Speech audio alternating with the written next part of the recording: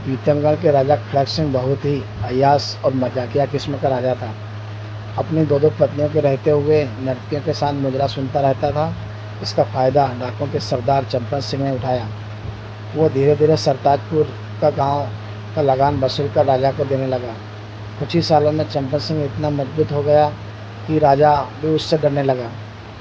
वह मनमाना लगान वसूलने लगा। एक दिन, बेटा पिताजी, हम लोग दिन रात कड़ी मेहनत करके कमाते हैं और डाकू चंपन सिंह के आदमी हमारा धन छीन कर ले जाते हैं। पिताजी बोले, अरे बेटा, हम लोग गरीब पंडित हैं, हमें तो पूजा करवा कर अपना पेट भरना है, हमें राजनीति से क्या लेना देना। बेटा बोला, नहीं पिताजी, हमारा काम हमारे धर्म की रक्षा करना भी है, इस बार हम लोग कोई कर नहीं देंगे। माँ, नहीं बेटा, डाकू लोग बहुत बुरे होते हैं, उनका काम लूट, हत्या और छिनाझपटी है, इन लोगों से हमारा पंगा नहीं ले सकते। बेटा, नहीं माँ, हमें आवाज़ उठानी पड़ेगी, कब तक हम गुलाम बनकर रहेंगे बताओ। तभी जगेरा लगान वसूलने ज्ञानचंद के पड़ोसी रतन के पास पहुंचा। जगीरा, क्यों रे रतन, पिछली 2 बार से तुम्हारे बेटे की तबीयत खराब होने का बहाना बनाकर लगान नहीं दे रहा है, इस बार कोई बहाना नहीं चलेगा। रतन, आप सही कह रहे हैं, लेकिन मेरा बेटा बंकू सही में बीमार है और इस बार भी लगान नहीं चुका पाऊंगा।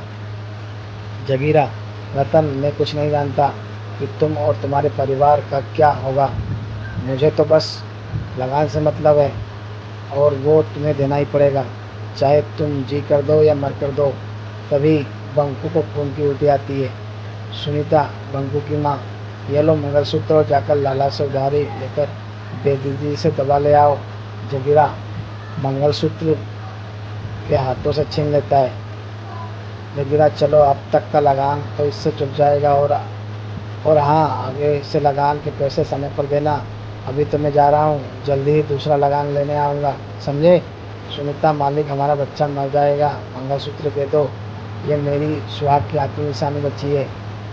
जगीरा, मैं नहीं जानता कैसे क्या करोगे, हमें लगान मिल गया बस। चंबत सिंह, ए क्या हुआ वे, एक लगान वसूलने में इतनी देर लगाएगा तो पूरे गांव का लगान लेते लेते साल बीत जाएगा। जगीरा, सरदार, इसका बच्चा बीमार है और बोल रही है कि मंगलसूत्र इसके सुहाग की निशानी है, मेरे पैर पकड़े हुए हैं। चंबत सिंह, तो देख क्या रहे हो, मारो लात इन सूरों को, जितना आजादी दोगा उतना ही सर चढ़कर नाचोगे।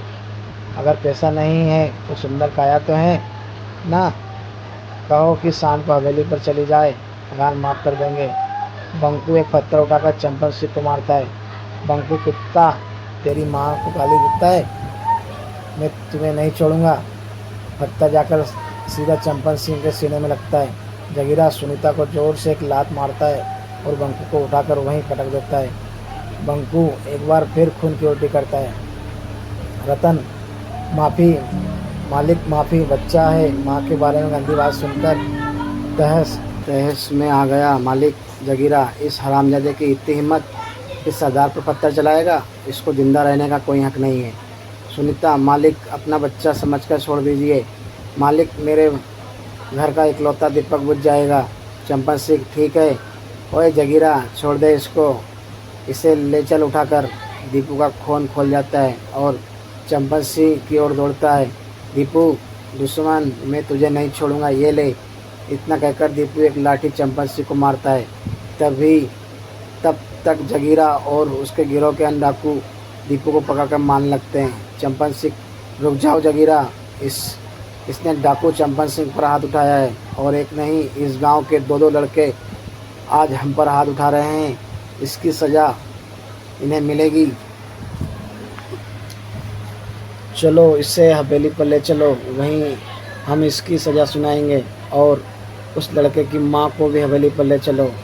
ज्ञानचंद, मालिक, आप इसे छोड़ दें, मालिक, हम ब्राह्मण हैं, हम आपके इष्ट देव की कसम खाकर कहते हैं अब ऐसा नहीं करेगा, भीख मांगते हैं, हमें छोड़ दो, बदले में मुझे 10 कोड़े मार लो। चंपन सिंह उसकी एक नहीं सुनता। दीपू और सुनीता को लेकर वह अपने अड्डे पर चले जाते हैं। इधर ज्ञानचंद और रतन राजा खड़क सिंह के पास पहुंचकर, ज्ञानचंद, महाराज की जय हो, मैं सरताजपुर का एक गांव का एक दलित ब्राह्मण हूँ, मेरा बेटा दीपू और इसकी पत्नी सुनीता को डाकू चंपन सिंह और जगीरा पकड़कर अपने अड्डे पर ले गए हैं। कृपया सैनिक भेजकर उन्हें छुड़वा दीजिए। रतन: हाँ महाराज, मैं एक किसान हूँ। मेरा बेटा बहुत दिनों से बीमार है। मेरी पत्नी को जगीरा और चंपन सिंह उठाकर ले गए हैं। उसे वापस करवा दो महाराज। राजा: क्या कहा? डाकू चंपन सिंह? देखो, तुम तो जानते हो कि डाकू चंपन सिंह से हमारी सेना भी डरती है। इस मामले में मैं तुम लोगों की कोई मदद नहीं कर सकता। अगर कुछ किया तो मेरा तख्ता पलट कर सकता है भाई। बेहतर होगा कि तुम लोग चंपन सिंह के पास जाओ, शायद उसे दया आ जाए। इधर डाकू चंपन सिंह के अड्डे पर चंपन सिंह जगीरा: अरे, इस लड़के को पहाड़ी पर ले जाकर नदी में फेंक दो और सुनीता को कल सुबह इसके गांव छोड़ाना। आज ये मेरे साथ रहेगी। जगीरा दीपू को ले जाकर पहाड़ी से नीचे नदी में फेंक देता है। नदी में गिरते ही दीपू बेहोश हो जाता है और रात भर बहते एक अनजान जंगल के किनारे पत्थर से टकराकर रुक जाता है। तभी एक महान तपस्वी देवराज की नज़र उस पर पड़ती है और वो दीपू को अपनी कुटिया में ले जाकर उपचार करते हैं। कुछ ही देर में दीपू को होश आ जाता है। दीपू: मैं कहाँ हूँ? देवऋषि: आप कौन हैं? देवराज: मैं तपस्वी देवराज हूँ। बालक: तुम नदी के किनारे पड़े थे तो मैं तुम्हें कुटिया में ले आया। तुम कौन हो बालक, और नदी में कैसे गिर गए? दीपू: देवऋषि, मैं प्रीतम गणराज के सरतार कुछ गांव का एक गरीब ब्राह्मण का बेटा हूँ। हमारे राजा खड़क सिंह है, लेकिन डाकू चंपन सिंह का आतंक हमारे गांव पर है।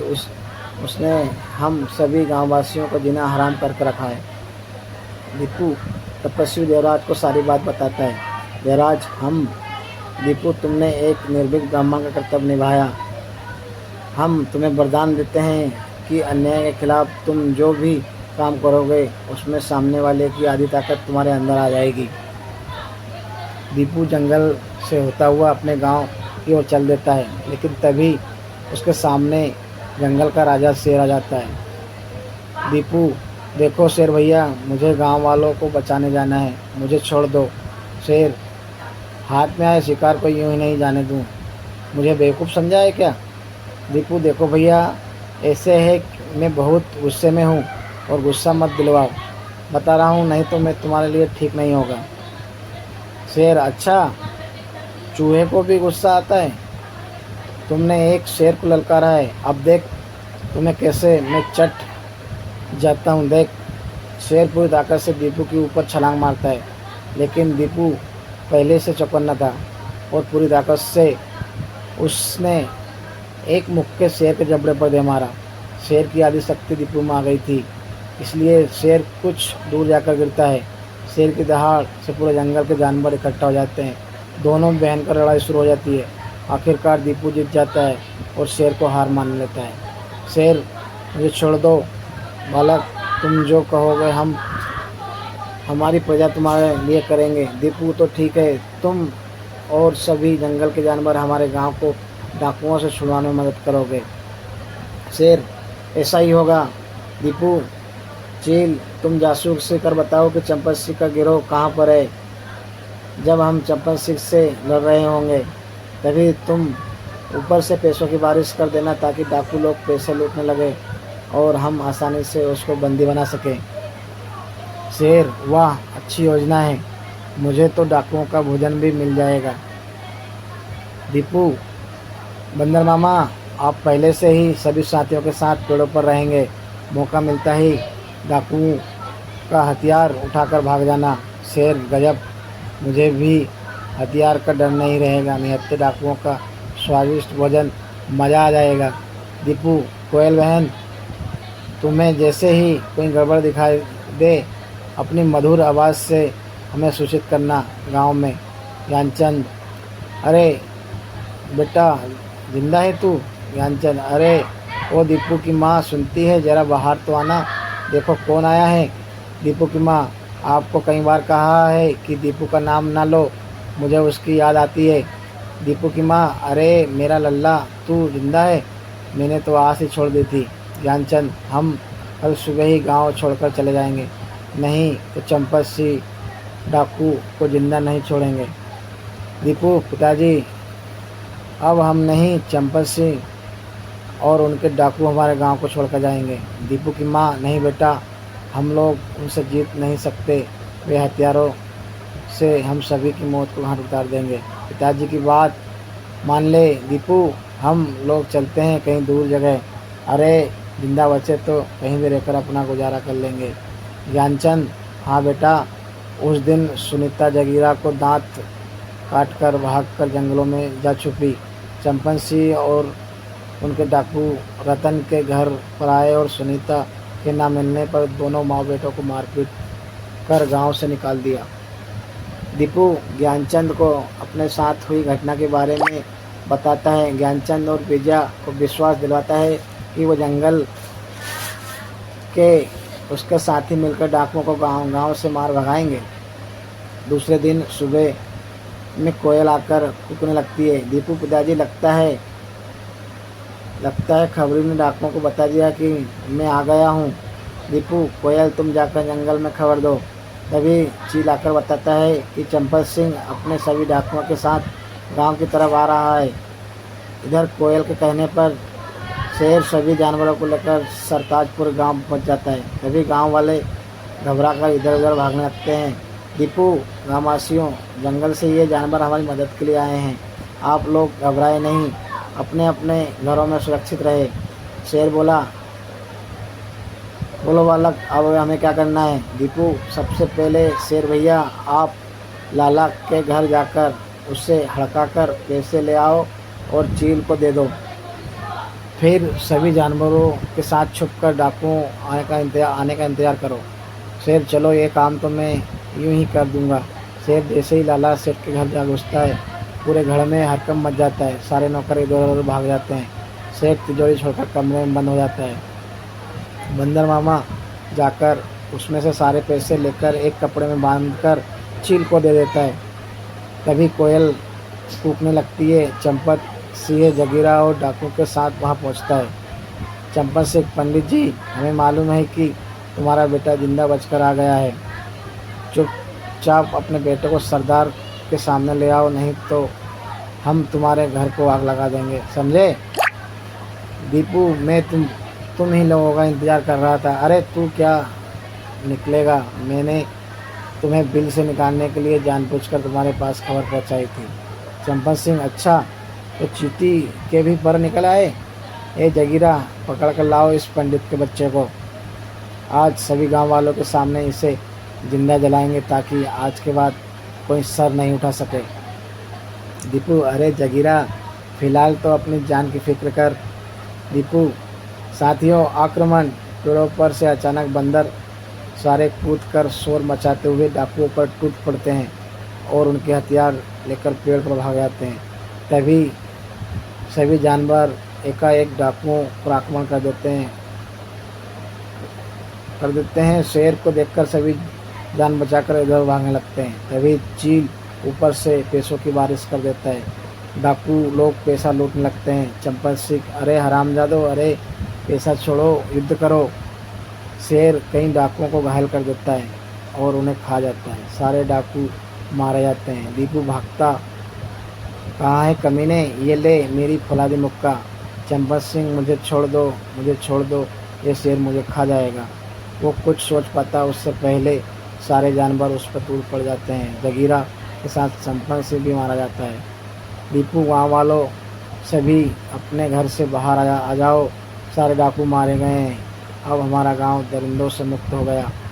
सारे गांव वासी खुशी से नाचते हुए अपने अपने घरों से बाहर आ जाते हैं। राजा खड़क सिंह सरताजपुर गांव को लगान मुक्त गांव घोषित कर देता है। कुछ दिन बाद रत्न भी अपने परिवार के साथ गांव वापस आ जाता है। सभी खुशी खुशी रहने लगते हैं। दोस्तों, ये हिंदी स्टोरी आपको कैसी लगी नीचे कमेंट में हमें ज़रूर बताइए।